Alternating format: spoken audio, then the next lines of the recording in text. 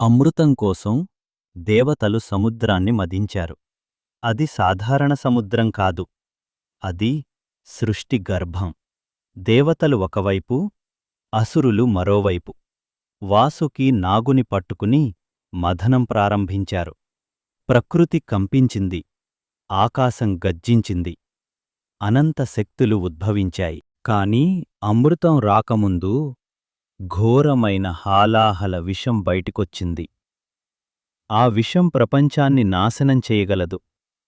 దేవతలు భయంతో వణికిపోయారు. రక్షణ కోసం దేవతలు కైలాసానికి పరుగెత్తారు.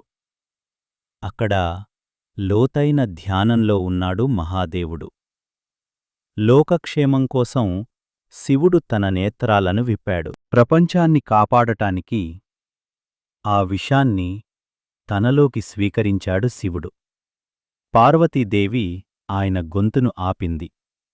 విషం అక్కడే నిలిచిపోయింది. అప్పటినుంచి ఆయన నీలకంఠుడు, లోకరక్షకుడు. విషం శాంతించింది. ప్రపంచం మళ్లీ ప్రాణం పొందింది. దేవతలు నమస్కరించారు. రాత్రి అంతంలేని జ్యోతిరూపంగా ప్రత్యక్షమయ్యాడు శివుడు.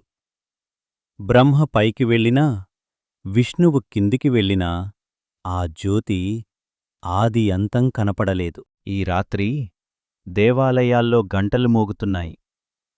పాలాభిషేకం జరుగుతోంది. భక్తులు జాగారం చేస్తున్నారు.